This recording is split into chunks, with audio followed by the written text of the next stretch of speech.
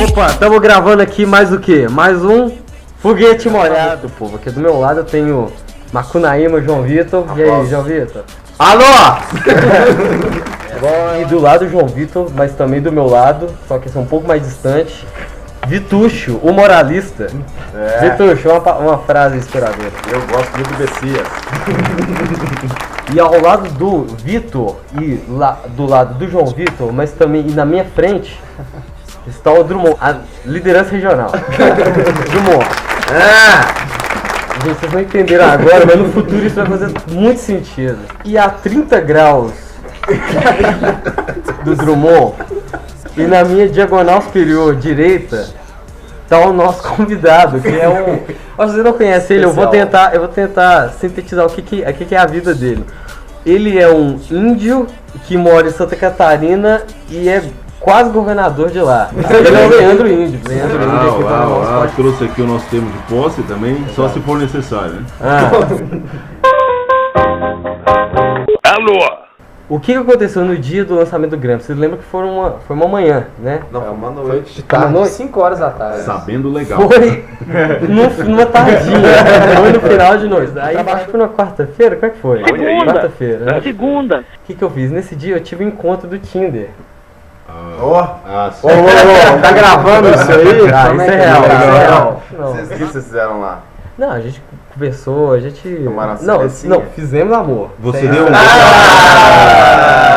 Quando você faz amor... De madrugada? Não, no meio da revolução, cara, é um negócio assim. Eu escutei uns barulhos, né? Porque a casa dela fica no centro de Uberlândia. Que é na praça, não sei se alguém já foi lá, na praça Tubal Vilela. Você é interesseiro, hein? Não, velho, não. Ela é muito bom. Por coincidência, o apartamento dela era ótimo. Ela é muito bom. Tem um cafezinho aí embaixo, não tem? Tem.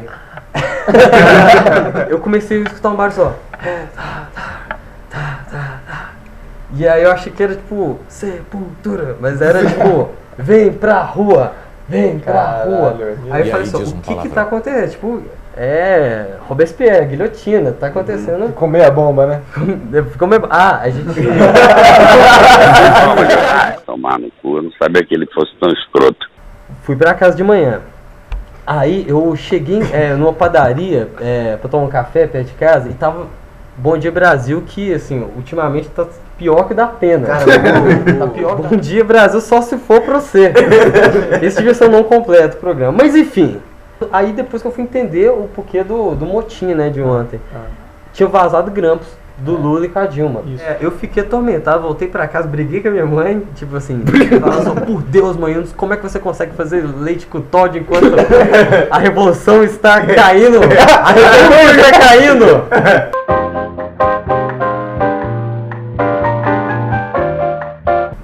Eu quero saber qual pra vocês é o pior grampo? Eu acho que é do Paz. Paz.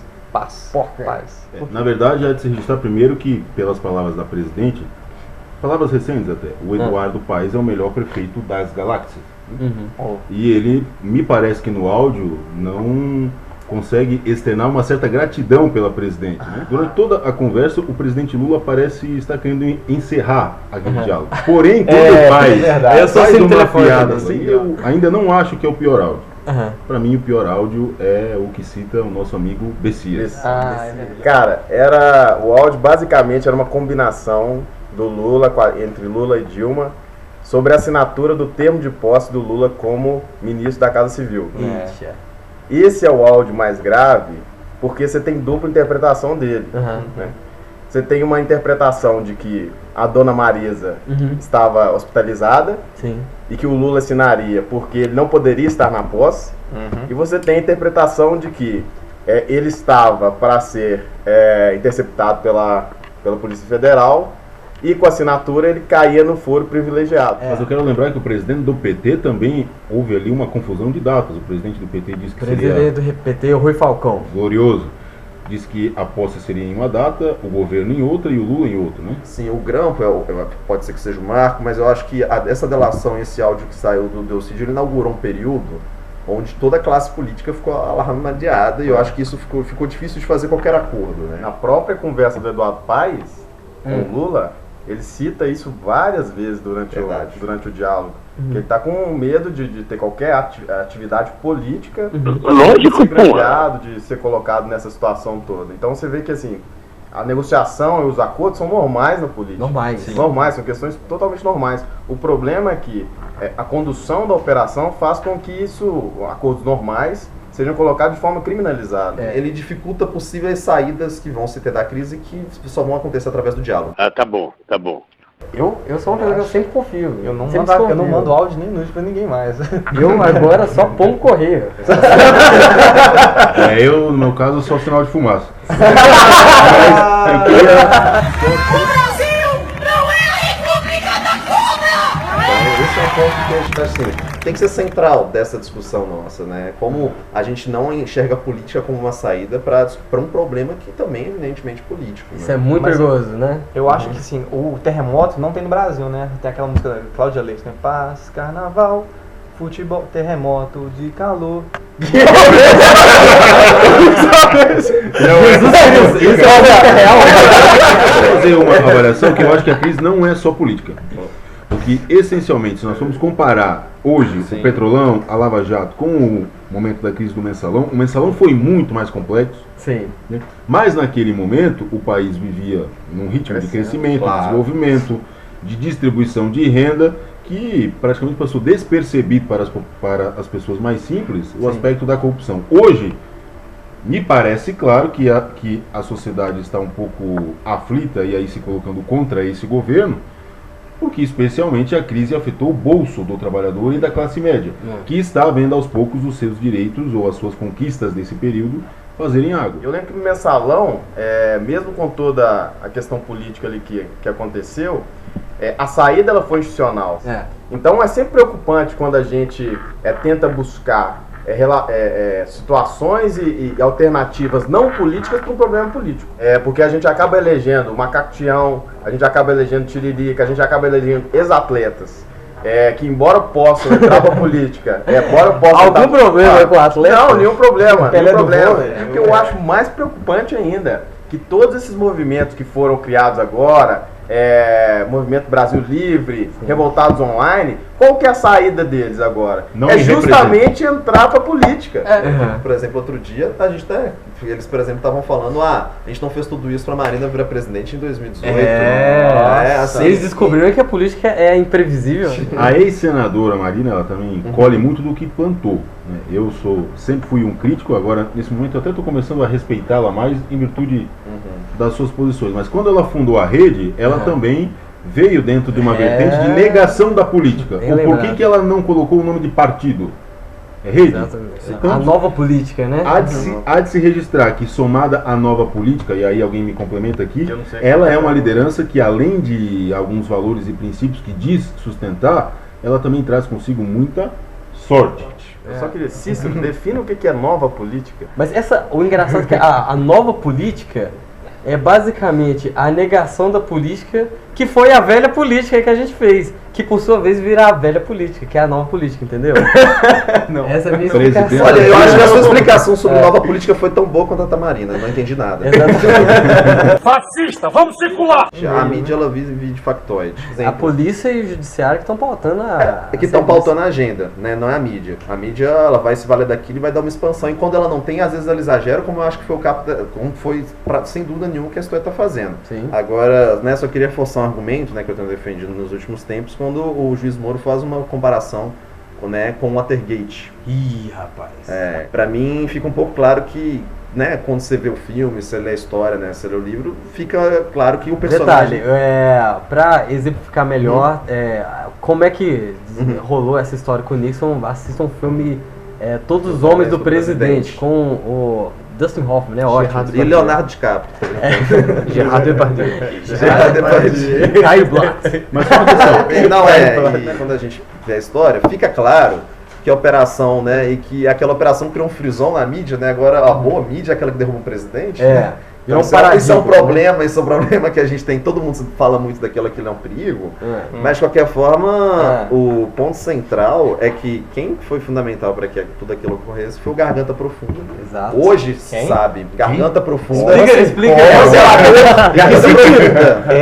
O título é Não Pensa Bobagem, né? Garganta Profunda era o codinome que eles deram pro informante, que hoje está claro que quem era o informante era uma pessoa de dentro do governo, era um diretor do FBI, que não aprovava a política que o Nixon fazia de dentro do FBI e foi dando pistas, né, com as informações privilegiadas que ele tinha de o que acontecia no próprio gabinete do Nixon, de como os repórteres poderiam conseguir. Aquilo foi fundamental. A Polícia Federal, o juiz Sérgio Moro, hoje eles assumem esse protagonismo. Eles são o setor do Estado que tem informações, tem conhecimento sobre o que está acontecendo e a forma e a conduta que eles vão ter e que eles já tiveram está sendo fundamental para que esse impeachment saia ou não saia para o futuro das instituições democráticas brasileiras. Follow the money. Por isso que eu acho que a condução desse processo tem que ser muito cuidadosa. A gente não consegue prever o que vai acontecer. A minha vontade era que as lideranças nacionais de vários partidos, e aí eu coloco Dilma, Lula, Aécio Neves, Ciro Gomes, Marina Silva, Roberto Amaral, enfim, todas essas personalidades que têm uma inserção na sociedade, têm uma inserção dentro dos principais partidos políticos, fizessem um acordo de saída, seja para redução dessa infidelidade partidária, seja para programas de gestão pública, que eu acho que esse problema nosso é de ética também, né? Então, da crise política, quando a gente avançar, como é que a gente vai fazer para analisar a situação também do papel do judiciário dentro da democracia? A gente viu que o juiz Moro pediu desculpas ao Supremo por ter vazado. Inventou uma nova figura jurídica ali, né? Um instrumento jurídico, a desculpa, né? Eu acho que a sanção ela pode vir a existir, o judiciário tem a sua estrutura, tem as corregedorias, mas na verdade nós debatemos muito pouco de modo superficial a estrutura do judiciário, onde também estão inseridos profissionais do campo. Na verdade, eu acho que o maior receio que todos têm, que a gente já vê durante todo esse contexto, que muitas vezes, acho que muitas classes, muitos setores têm se aproveitado dessa crise, né, para se privatizar ganhos para elas, né, e se fortalecer, né. E eu acho que assim, isso é uma coisa muito séria, a gente tem que tomar muito cuidado para que, né, do que vem acontecendo nesse nosso processo atual, nós não temos ganhos corporativistas e para classes que muitas vezes não estão necessariamente representando o seu interesse, estão preocupados com o interesse delas. Mas eu me recordo que 2 semanas antes da prisão do Delcídio, nós estávamos lá em Brasília recebendo um lobby muito forte para a aprovação ou para a derrubada do veto da Presidente da República do aumento do teto do Judiciário. Sim. E o Delcídio liderou a bancada governista e buscou alguns votos da oposição, inclusive o senador Dalírio votou contra o aumento do teto. Era 75%, né, de aumento. E 68. Quando ele foi lá no gabinete buscar o voto, ele ficou assustado que o Dalírio disse: não, eu vou votar com o governo porque não tem cabimento aumentar o teto nesse momento, por coerência. E o governo venceu a votação por 5 votos. E ali foi uma derrota cachapante para o judiciário. E 2 semanas depois o Delcídio foi preso. 68 de aumento do teto em essa nossa crise parece uma piada de mau gosto. E assim, é engraçado que você vendo a história do Getúlio Vargas, que foi a liderança política que iniciou todo esse processo também das corporações do Brasil, muito baseada no fascismo italiano, no Mussolini.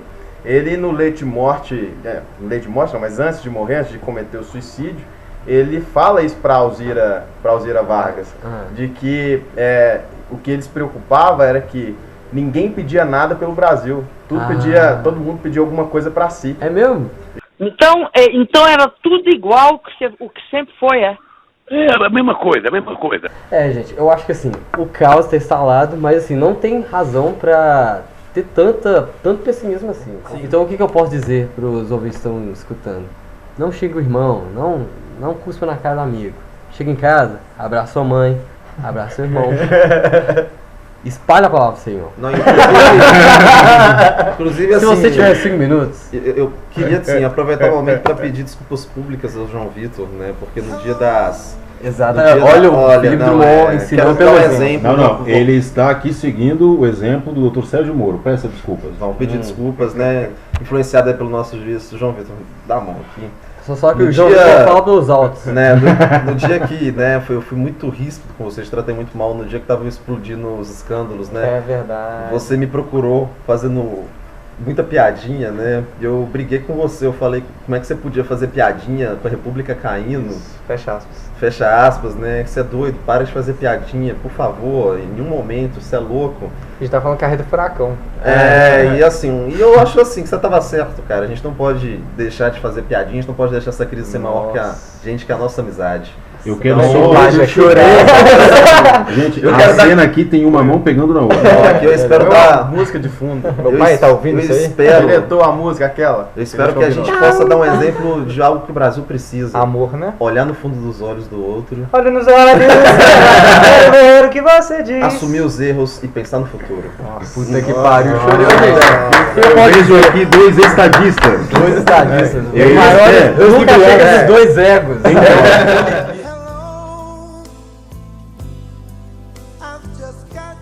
Eu gosto muito de Minas porque a gente tem aqui grandes líderes, né, na história, né? O presidente Juscelino. Tiradentes, Samuel Rosa. Rogério Palmas. Javan. Javan não é daqui. Não, é outro então. É o Milton Nascimento. Na Milton. Pelé. Não, mas veja bem, tem uma frase do presidente Juscelino que eu acho que marca muito, né? Não vim para promover ódios nem rancores. Sim. Vim para construir. Viu? E aí, delícia! Olha que masturbação tá no final desse. Praticamente um bookcake aqui, emocional. A gente termina essa edição do Foguete Molhado muito emocionado e a gente se vê no próximo solstício. Um abraço. Tchau. Tá bom. Tchau. Tchau, querida. E o presidente diz um palavrão, ele usou a palavra que eu não preciso repetir aqui, e aí diz um palavrão. E o prefeito diz alguns palavrões. O presidente fala um palavrão. Ele usou a palavra que eu não preciso repetir aqui.